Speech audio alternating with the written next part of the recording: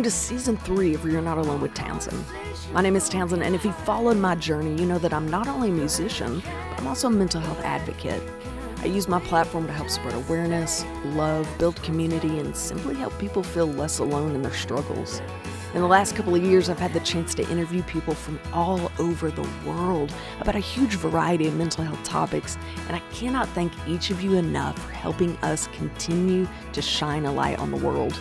Every other week this season, we're bringing you the best interviews we've had.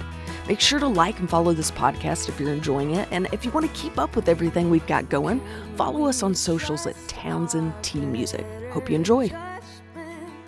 What is up, everybody? I am so excited. It is your host, Townsend. Thank you so much for tuning into this episode of You're Not Alone with Townsend. Today, we're going to touch on a topic we've discussed before. However, this is going to be a little bit different point of view, which I'm always excited about. We're going to be chit-chatting about Alzheimer's, dementia, just under that category of cognitive, disorders would be the best way to put that. But instead of, the last episode we did, we chatted with the daughter who became caregiver for her mother. Today, we're going to chit chat with my buddy Mark, and we're going to talk about being the spouse of someone that gets this diagnosis. So I'm so excited about this. I know this is not uncommon. I know a lot of my listeners have reached out before saying they're in a similar situation. So I'm excited to be able to chat with Mark and look a little bit further into this, maybe share some tips and tricks and just let people know they're not alone in this situation. So Mark, thank you so much for joining us today. Oh, thanks for having me. I appreciate it, Townsend. Oh, it is such an honor. Absolutely. So we were just chit-chatting. Mr. Mark is from the old Carolinas, beautiful area. That's correct. I've been trying to recruit him to come down to Arkansas. I'm not sure I've convinced him yet, but it's going to happen. Yeah, not yet, but you gotta come out to God's country one day when you get a chance. Boy, isn't that true? Gosh, yeah. No kidding. When I was in the North Carolina area, I was telling him I went to the Blue Ridge Mountains, and it was a moment of just complete awe. Like God made beautiful, just you and Mother Nature, and it was just awe-inspiring. Literally, that's the only word I can think of for it. That's a fact. We kind of got the best of all of it. We got the mountains on the west side of North Carolina, and then we got the beautiful oceans on the east side. So that's it. I'm moving out to North Carolina. Anything you want. Here. You've convinced me. I didn't convince you, but you convinced me. I'm packing up, moving out tomorrow. Well, if they say, American by birth, Southern by the grace of God. So, boy, amen. Isn't that true? I love it. As you can tell by my twang, I'm not opposed to that saying at all. There you go. All right, Mr. Mark, I always like to let my guests kind of introduce themselves. Now, I know we just talked about you're from North Carolina, but this can include where you're located, what your job title is, if you're retired, whatever you want to share. It's just an opportunity to let my guests get to know you a little bit better. Sure. I was born and raised in Charlotte, North Carolina. It's about an hour south of where I live now in Mooresville, which is where my wife Patti is from originally. I was a nuclear equipment operator for 35 and a half years at the local McGuire Nuclear Station. I retired in the middle of 2020. So I had decided, I turned 62 in January of that year, and I'd already decided I wanted to retire early because a lot of my friends didn't really make it to get a chance to retire. We still live in Mooresville, and we actually still live in the same house that we moved into 2 years after we got married in 1980. We got married in 83, and we moved into the same home in 1986, and we've been there ever since. We've got two terrific adult children, Patrick, who will be 40 next month, and my lovely daughter, Molly, who will be 44. She doesn't get mad at me giving out her age, but she doesn't look it. Actually next week. And so between the two of them, we have 4 terrific grandchildren, the youngest one being born this past December 22nd to Patrick and his wife, Amber. So I love it. We're excited. We got 3 older grandkids, and we get to start over with a little baby one. So boy, well, Mr. Mark, it sounds like you're pretty blessed. Yeah, it sounds like you've had quite the life. Okay, so you were talking about I hear you, and I love that you decided, you know what, my friends didn't get the chance to really retire. I'm going to go ahead and knock this out of the park. And Yep. I have seen that more times than I care to admit. People that save all their money to retire, but then they Right. get sick and aren't able to do that. But you had mentioned you were kind of made to do that because Patti came down with that diagnosis, right? Right. That kind of firmed up my decision Yeah. to go ahead and retire. Really, it was just a reinforcement of that I was making the right decision. That's right. Absolutely. So let's start out with, how did you and Miss Patti meet? How did that happen? Interesting story. I know in the Mooresville area because the local attraction here is Lake Norman, where it's now it's a fairly overdeveloped resort area now. But my parents had a little weekend cabin there since I was about 6 years old. So we were in and out of Mooresville our whole lives, and I actually saw a horticulture job for, they call it a greenhouse grower position, when I was a senior, and so I applied for the job and interviewed with the guy here in Mooresville, and actually that was my first job out of school. And it turns out one of the guys that I made friends with, who worked with me at the business, lived next door to, grew up with Pat and her family next door to them. And so about the time that I really didn't stay in this job too long, because we had a late freeze one spring and lost so much fruit trees that basically wasn't going to have enough money to pay me. But it was about that same time that Dale, my friend, Pat's next door neighbor, introduced us. And so we started dating from there and never looked back, really. That's all she We, wrote, huh? yeah, we dated for about, year and a half, and then got married in July of 1983. I love it. I love it. Now, let's define your wife's diagnosis for people. So, what would you say her formal diagnosis is, and what does that actually mean? Well, her formal diagnosis is she has Alzheimer's, and she was formally diagnosed. I think, if Molly's better with the timeline, but I'm thinking it was about 2019 when she was actually formally diagnosed. And we go to in Charlotte, there is a place where it I call it, it's basically an Alzheimer's outpatient Mhm. clinic. They treat Alzheimer's patients exclusively, and the doctors there, they we go every 6 months for a follow up or a checkup, and they handle a lot of her medications that some of which slow down the disease, some of which maintain her mood swings or agitation or things like that, make her comfortable, basically. And they were describing that Alzheimer's has 7 levels of progression, the seventh being the final phase.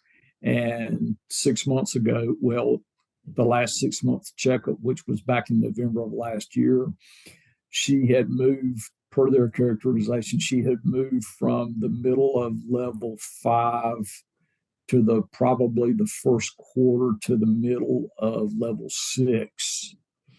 And they also described that these levels, there's no timeline on any of them. They could last, they could be very short lived levels, or they could be very long. There's no real timeline on it, because even though there are a lot of people with Alzheimer's, I think it's my perspective, and pretty much the way they describe it to me, everybody's case is different. It depends on the person's memory bank, how they progress, or how they may or may not progress, their physical health as to how fast or how slow the disease may progress in their bodies. So right now, she's probably in the middle, or maybe moving into the last half of level 6.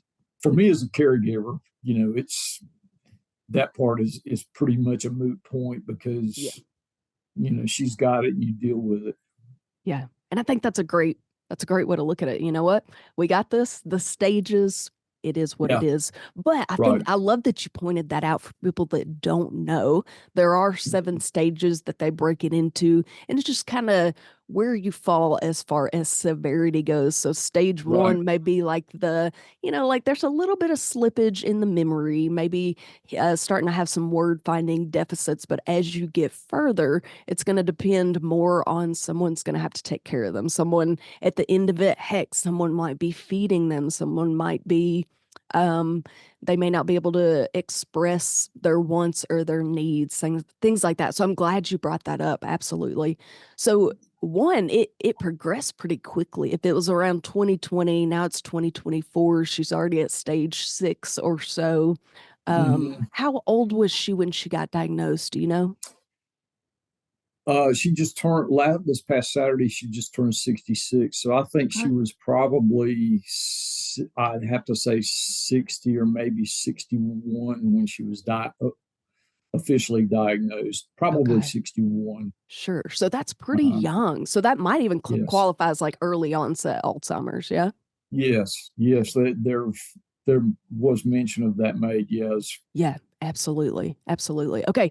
So, like I said earlier, I have interviewed someone that was a child of someone that had this diagnosis. So, I love the idea of getting a spouse's point of view because, once Uh-huh. again, I think mental health is important for everyone. And I think a lot of people focus on the person with Alzheimer's, that is a sad case and I hate that. But I think people need to also pay attention and offer their love and support for the spouse and the children and whoever is left to help care for these people. So let's start with that. Let's give people an inside look. So what or when were your first signs that maybe something was different or changing with Miss Pat? I would have to say, in my mind, it was more. I was diagnosed and treated for prostate cancer in 2017, in February of 2017. And while I was recuperating at home, I noticed a lot that my wife would come back and check on me continuously all the time, when a lot of times I just needed to rest, and it was like every 10 or 15 minutes, and she was worried about me to the point of it being very obsessive.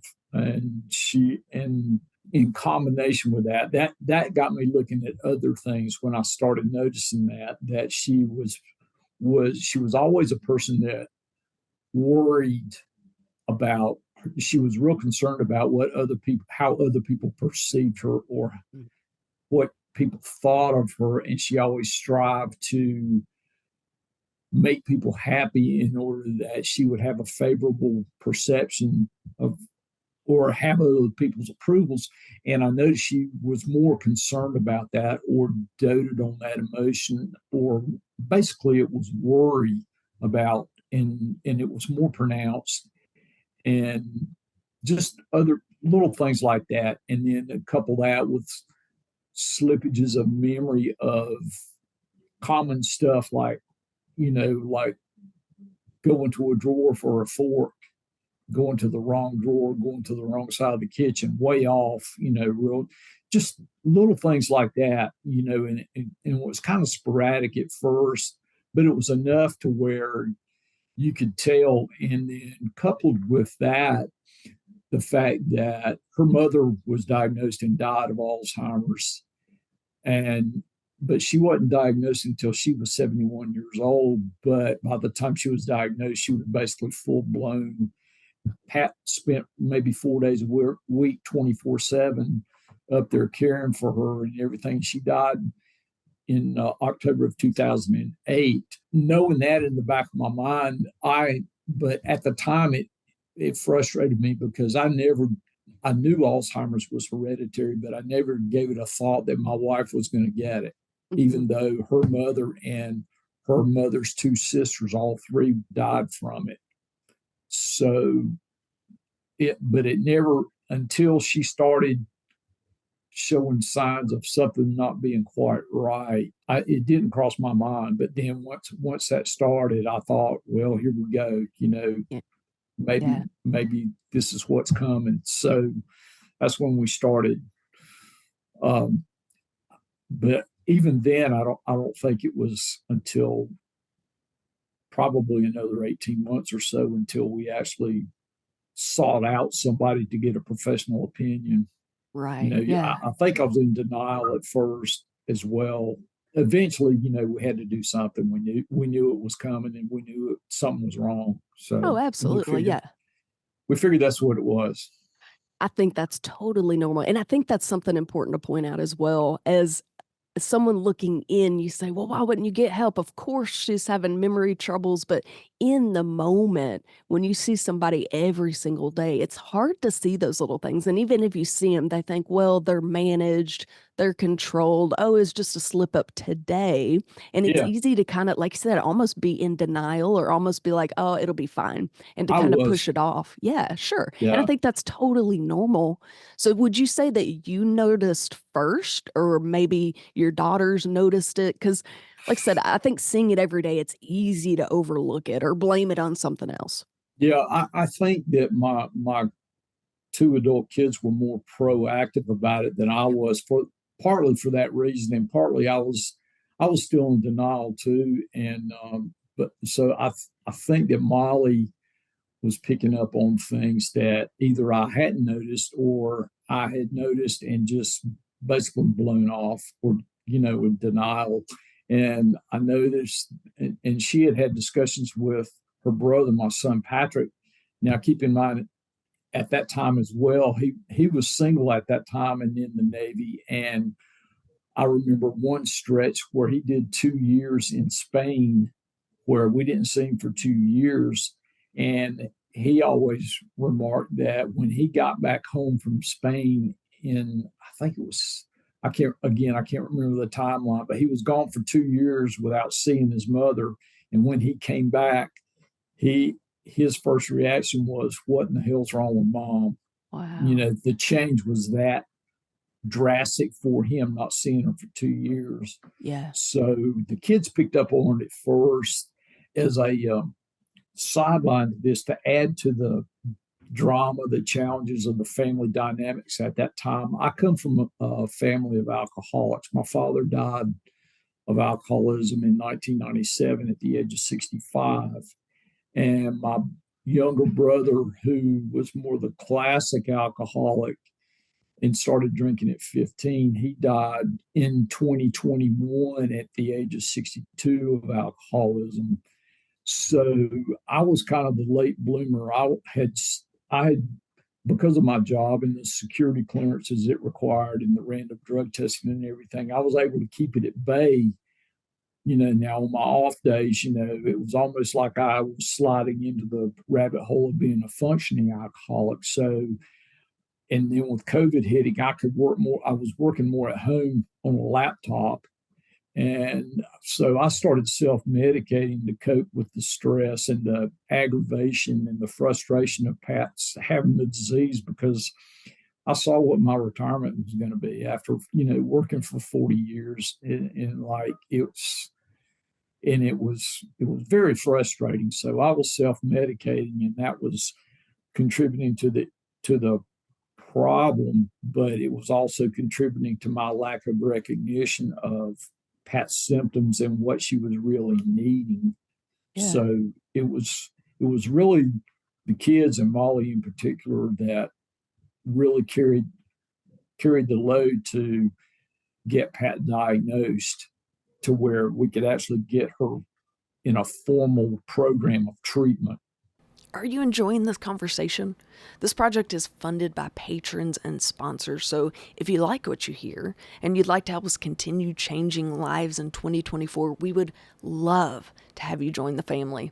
Reach out to us at townsendtmusic@hotmail.com if you'd like to be a sponsor, or hop on patreon.com/townsendtmusic to join the patron family.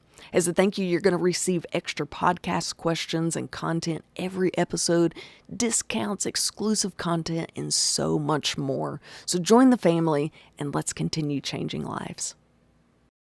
Yeah, So absolutely. Well, I appreciate you being vulnerable with that. I know that's not easy to share, that's for sure. And there's, yeah, again, I think being a caregiver of any sort, a child, a spouse, whatever, it's so Mhm. important. Like I said earlier, mental health. I mean, your mental health is just as important and keeping you healthy and safe and learning how to cope with this huge change, not only in your spouse, but your best friend and your future. I mean, right? Like you Exactly. signed up for this. You're about Right. to retire. And so I appreciate you sharing that. And I'd love to talk more a little bit about that. So, Sure. as far as I know, this affected your mental health. And so you just kind of Right. found yourself like drinking more, self medicating, but Oh, yeah. functioning. Yeah. Mhm. I was, yeah, it was literally self-medicating. Yeah, my best friend was my a refrigerator in the garage, and Pat was still, I could keep an eye on her, and um, but slowly but surely I was losing control, and the it kind of the year 2021 was particularly bad because my mother, she was in her late 80s and she had been in a dementia care facility herself for about 3 years. Me taking care of my wife, self medicating, and then my mom died in July of 21. I was in that same time period. My prostate cancer had come back, and so I was going through 8 weeks of radiation therapy every day for that.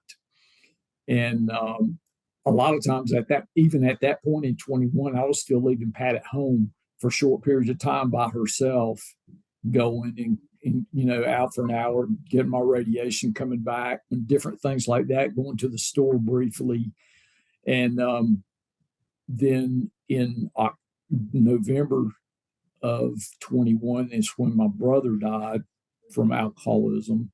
So that was a real crappy period through there, and of course my drinking it basically it got to the point to where in 22, in the end of the summer of 22, Molly and I had basically had a Jesus meeting, and she was telling me she thought I needed some help, and my son too, and I acquiesced basically all the while thinking, okay, I'll do a 30-day program, and then when I get back, I'll go back to drinking. I'll just be more careful about it. So long story short, I went. Molly set me up first with detox, a 7-day detox from August 8th through the 15th, and then immediately I was picked up by the driver for the rehab center I went to in Asheville, North Carolina. But it was a godsend that instead of being there 30 days, I was there 62 days. Wow.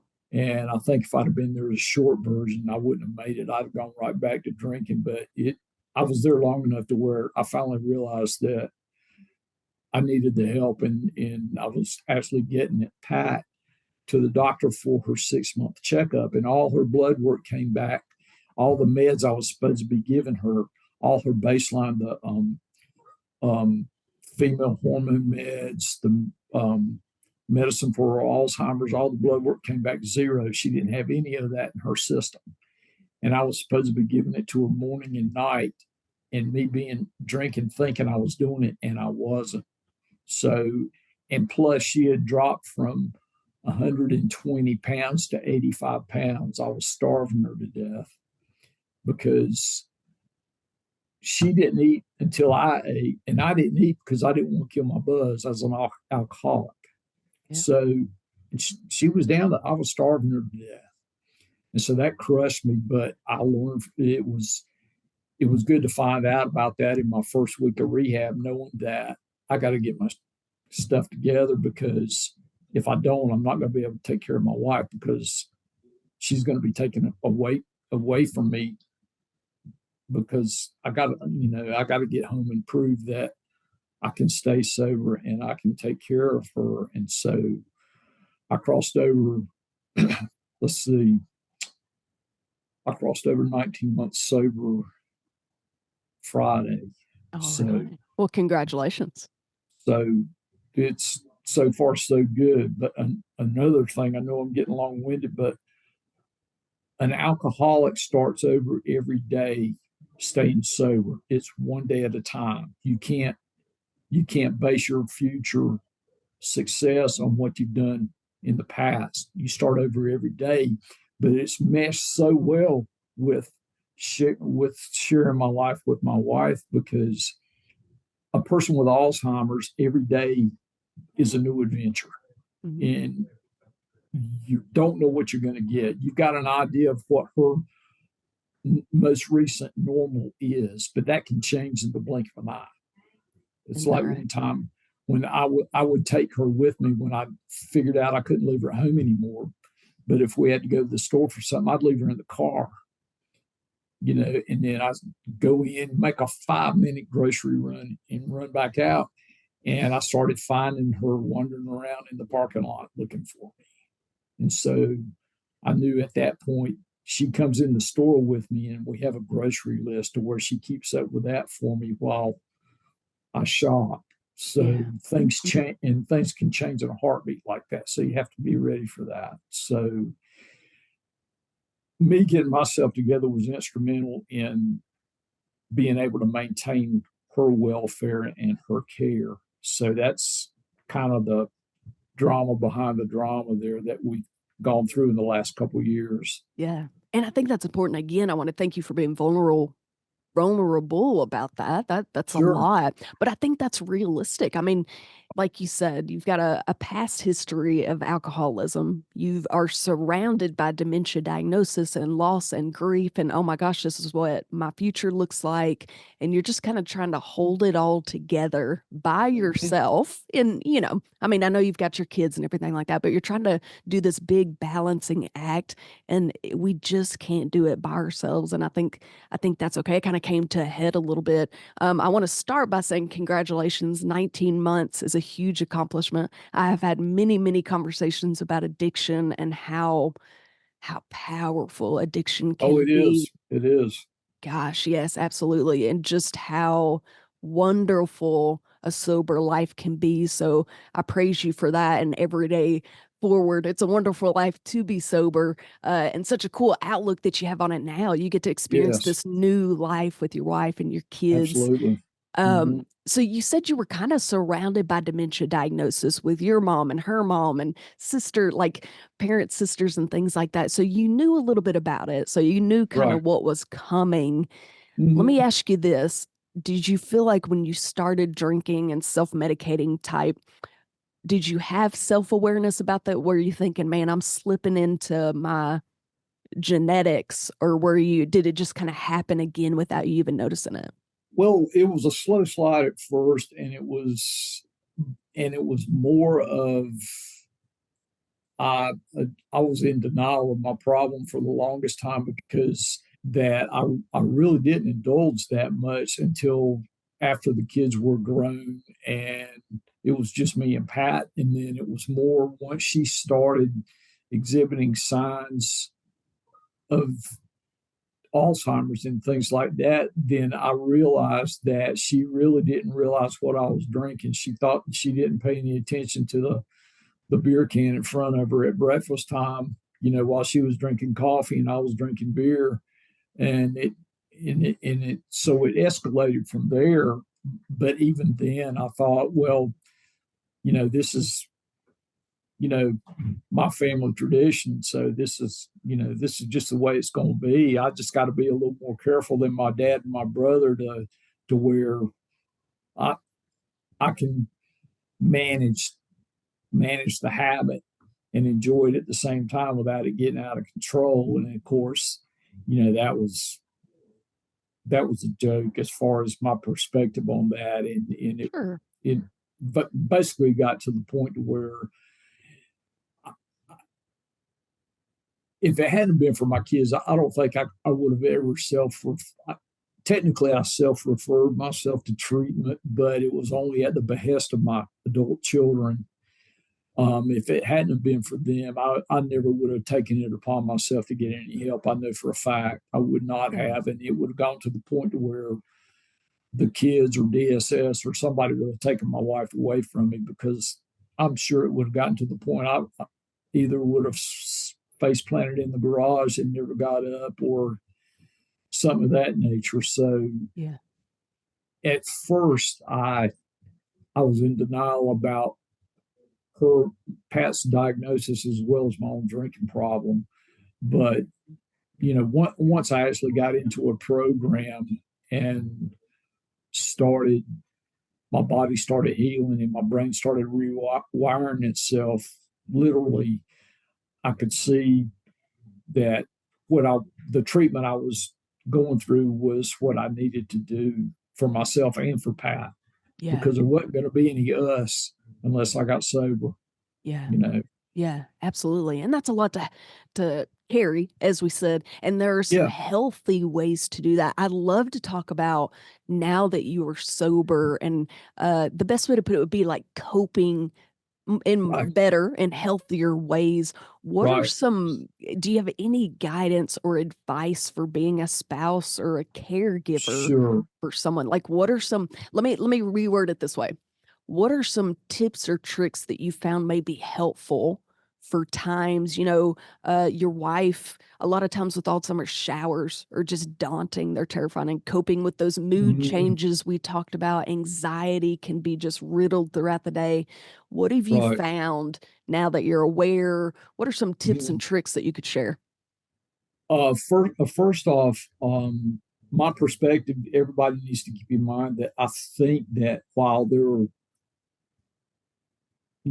many, many people out there suffering from Alzheimer's, I think everybody's path and everybody's journey and the way the disease presents itself in them, I think everybody's going to be a little bit different. So, knowing the person, in my case, my wife, or somebody else's case, knowing their history and everything, you can kind of see maybe why they behave or think about things the way they do, even in their throes of their Alzheimer's. And so it kind of gives you an idea of how maybe you can cope with it. But and like I said before, understand that every day has the potential for being different, because a person a person with Alzheimer's will rock along and rock steady at a certain behavior level with certain habits and everything. And then all of a sudden they might change, and you have to be prepared for that every day. Also, a lot of the person's agitation or anger or fear, emotions which basically drain them. And it also drains the caregiver too, dealing with it. And I mean, it'll suck the life out of you, really. A lot of those things can be treated by changing their medication. We've gone through several medication changes based on how Pat's disease has progressed and what symptoms might be presenting themselves, whether it be worry or not sleeping well or things like that. So a lot of that can be done like that if you get them in a good program where they can be periodically reassessed. And or if you, at any given time, if you start, all of a sudden symptoms crop up, you can call your treatment center and describe it to them, and that you can either bring the person in or whatever. So there's that as well. The other thing is, like, if Pat gets on a mantra about wanting to see her mom and dad, which both of them are deceased now, um, that's an ongoing mantra of hers, so to speak. You can deflect that by trying to start another conversation, change the subject, get them interested in something else, and knowing their backgrounds, you can play to their backgrounds or what they used to like to do. Like Pat, like me, is an outside person. If the weather's good, it's like, let's go out and check on the bird feeders, or let's, get them refilled, or let's go outside and pick up limbs, anything. Just get them out in the sunshine and things like that. And that'll a lot of times abate what they were worried about, what they had on their mind, or even if they were um, upset, or it just, it's like having a toddler. Molly made that statement one time, and it really stuck with me in a good way. And it's really true. It's like you got a 2-year-old there that can barely talk and think for themselves a lot of times. And if you can get them interested in something else or change the subject or something, it's a good, it actually gets them, it puts positive energy into the situation rather than them being aggravated or scared or whatever. You can deflect and change and get them interested in something else. And there's another thing, at least, and again, I can only speak from my own experience. Keep in mind that when they get angry, it only lasts. It's very, very short. Pat's short-term memory now literally is minutes. She'll ask me the same thing 100 times a day, and it's because her brain it's like it resets every 2 to 5 minutes on any one thing. And so if they get mad, be patient because it'll pass really quick. At least it does with Pat. Now I'm talking about a woman. Now we've been married almost 40 years, and there were stretches when we were younger. If she got angry, she could stay mad about something for a week, and literally she would make sure that everybody around her is miserable for a week. That is a woman. She's not gonna let. Exactly. Yeah. And so, but now when she gets mad, it's like just a flash in the pan and it's over. And then you can ask her, you can just take a deep breath yourself. There's no sense letting her 5-minute anger burst get you mad and all worked up. Just keep in mind that this too it's gonna pass really quick because she's not gonna remember it. And again, you can deflect or start a totally different conversation to, change her perspective or her attention to something else. And it'll just really what you're trying to do is just keep an even keel of pleasantness through the day for them.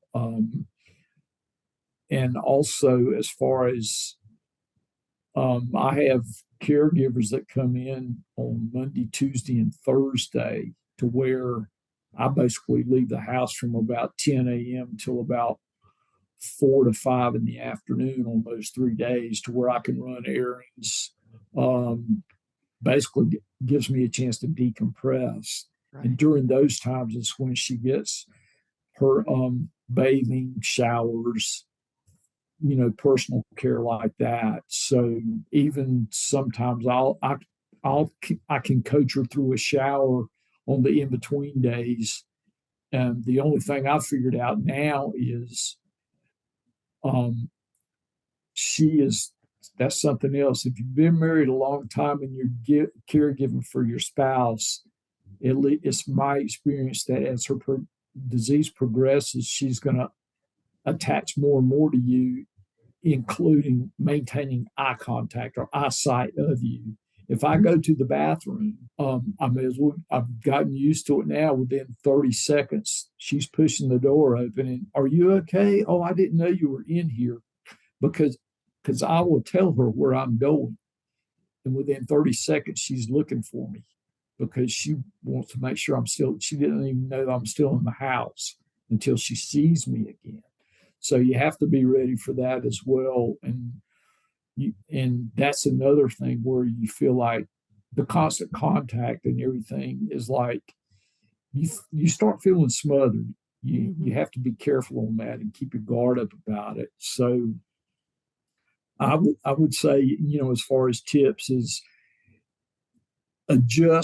you can adjust their moods to a certain extent with medication, of course, with a qualified doctor and everything. Do that first, and then you can learn to deflect conversations, learn what activities they remembered because their long-term memory there's still some stuff that's going to stick there that's positive that you can develop or mine for positivity in your day, like going outside. If they like pets, like we have a dog he's a 9-year-old pit bull that we raised from a pup, but she dotes on him and she has a perception now that he's one of our kids, literally, and so just anything to keep their interest in a positive direction, you can do that as well. Yeah. And also on the meds to make sure that she sleeps through the night as well, because if she doesn't sleep, you're not going to sleep. And if you don't get any sleep, you're screwed as far as being a caregiver. You Yeah. know, it's like when I was drinking, it got to the point where I was waking up at 5 a.m. with, I never had hangovers at that point. I was having withdrawal symptoms, and I'd have to start drinking to get rid of the shakes and the sweats and everything else. So I started my day being worn out, for albeit for different reasons, but it's the same deal. If you don't get any sleep, you can't be a good caregiver. You know, Yeah.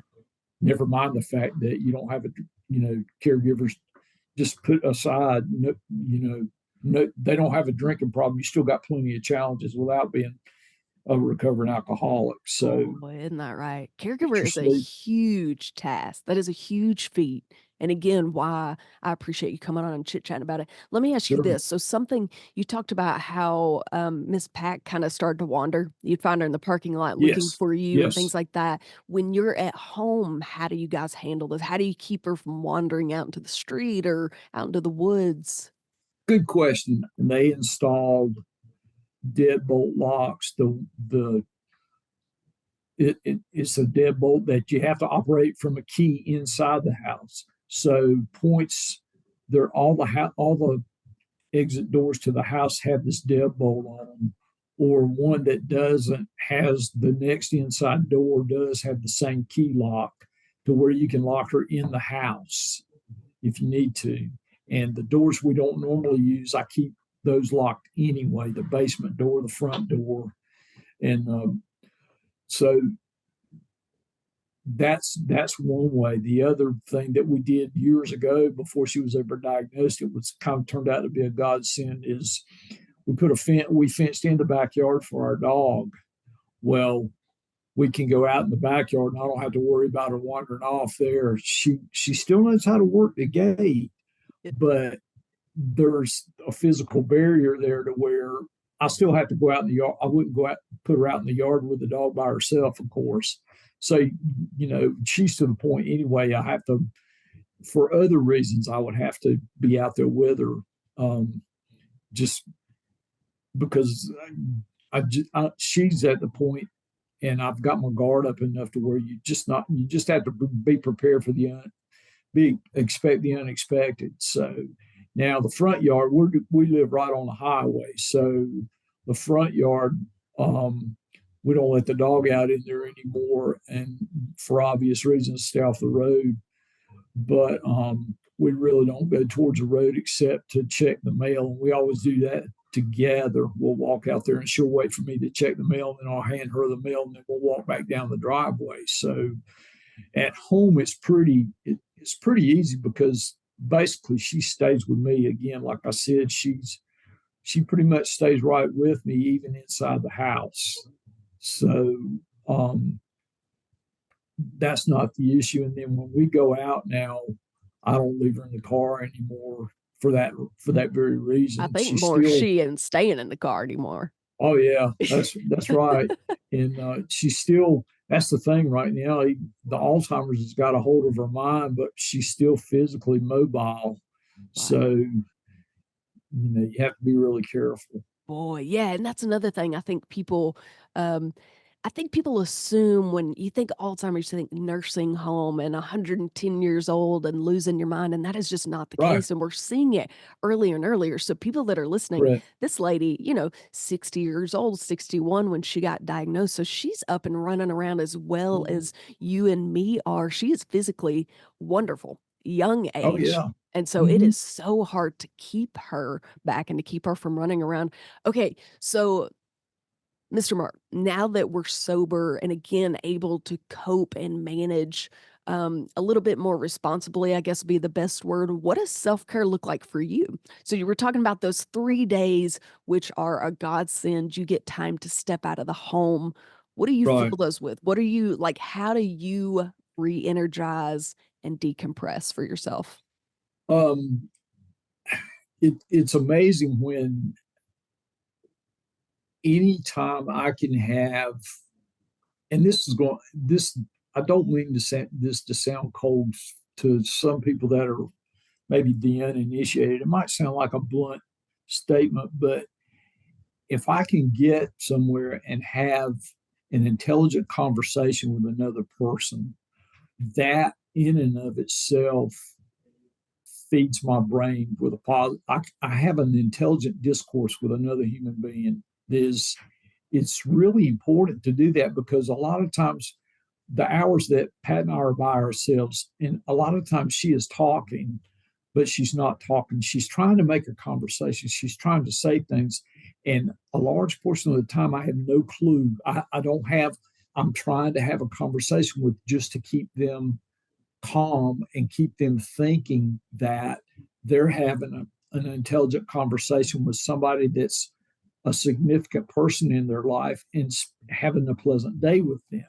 When in fact, we're sitting there and it's just a constant stream of agreeing or acquiescing or trying to persuade them that what they were just, you can't tell by the verbiage that they're worried, but you can tell by their expressions, their body language, the pitch of their voice, they're concerned, and you try and play it off. Well, we've already checked on that, whatever that is. It's going to be okay, and that'll be all they need. Oh, really? Okay. And on to the next. So interaction with people, like yesterday, I went and had lunch with a friend of mine that I worked with for 25, 30 years. And he did the same thing I did. And he's been retired a year. He's single. And I'll meet him I'll drive down to his house in a little town right down the road called Denver. And I'll meet at his house and we'll go have lunch together. And then I'll spend another 2 hours with him, just visiting, shooting the breeze, whatever, catching up. I'll do that. The days that I don't have something like that planned, I will go. Molly, where she lives 10 minutes away or maybe 20 minutes away in apartments just on the other side of Mooresville. Well, her apartment complex has a good gym. So because she's there, I can use their gym.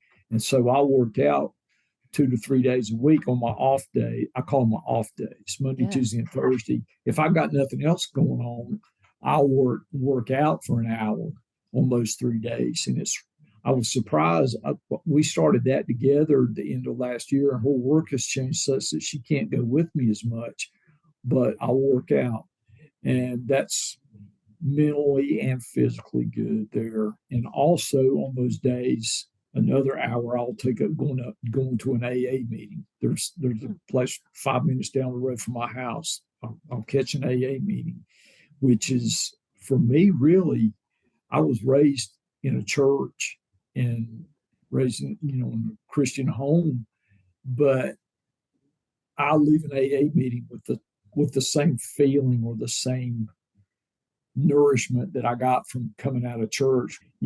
Keeps me in touch with God, and but it also reinforces my need to keep my guard up to stay sober as well. So things like that, keeping a good diet, having gatherings at the house with family members. For me personally, as a recovering alcoholic, but also as a caregiver, a set routine, even on the days that you are the caregiver without help, a set routine is good. Okay, Mark, I appreciate that. Self-care for sure. It's definitely important. And again, something that I just preach to everyone. We've got to keep our mind healthy. And I can't imagine, like you said, not having any sleep and not having any self-care or support or anything like that for myself. I love that you go to AA meetings. And funnily enough, I have found all the people that I talk to that attend those meetings say the exact same thing, just how fulfilling and amazing they are. So I love that you're doing that. All right, before we go, what is one thing you wish people knew about Alzheimer's? I think that as far as with Alzheimer's, because there's no set schedule on a person once they get it, as far as how fast it's going to progress, you still have a lot of time to where you can still make some wonderful memories with the person that has it. Don't don't write off the rest of your life because a person's got Alzheimer's, and yes, it's eventually going to kill them. Don't just go, okay, that's it. All I got to do now, make sure they go to the bathroom and feed them. You still got a lot of life you can live with that person and enjoy, and they may not be able to remember it long term like we made memories for years with our kids and vacations and things like that, but still you can still do it and live in the moment with that person, and that person be happy and fulfilled in the moment. We still go to the beach every year. We still try and go out to restaurants and enjoy things. So while it's an awful diagnosis and it sucks, there's if you maintain as much as you can a positive attitude, there's still a wonderful quality of life you can have with a person with Alzheimer's. Ooh, that's good. That's good advice. I like that. Yeah, I think when people hear it, yeah, I love that. That was so well worded, Mark. And I appreciate you sharing your point of view and your story. Oh man, you have been through a lot. You've been dealt a lot of cards, but I love just the aspect that you just shared with us. Like, there's still a good life to have. You still have a lot of good things going, and I appreciate that. Mark, thank you so much for taking your time out today to chat with me and my listeners. Oh, it was my pleasure. Yeah. It was my pleasure. I really enjoyed it. Thank you so much for the opportunity. Oh, absolutely. It is such an honor. It's always so cool to get to hear these stories. I feel like it really helps me learn how to be a better person and how to be a better person for other people. All right, listeners, you know how this works. Every time we do an interview, we hop over to patreon.com/TownsendTmusic, and we continue this conversation with a little bit more personal questions for each guest. Now, Patreon is how we keep these conversations going. That's how we keep this project going. So if you want to help support, keep it going, hop on to patreon.com/TownsendTmusic. Me and Mark are gonna keep chatting. If not, we will catch you next time. If you'd like to hear the rest of this interview, visit patreon.com/TownsendTmusic. And don't forget, you can also watch the interviews on our YouTube channel at Townsendtmusic YouTube. If you're looking to buy or sell, I have the perfect realty company for you. Clark & Co. Realty is located in the Benton, Bryant, Arkansas area, and they understand that buying or selling a home is more than just a transaction. It's a life-changing experience. That's why their team of highly seasoned real estate professionals is dedicated to providing exceptional, personalized services for all their clients. They truly take great pride in the relationships they build, and they always work relentlessly on the client's behalf to help them achieve their perfect real estate goals. They always have the client in mind, and I can speak firsthand when I say how reliable, trustworthy, and quick they were. When I was looking to buy my first home, they were there with me every step of the way, answering every question I could think of. They showed me a great amount of knowledge and patience through the process. It's no wonder they've won so many awards for their outstanding services and their excellent relationships with clients. So if you're looking to buy or sell, there is no better option than Clark & Co. Realty.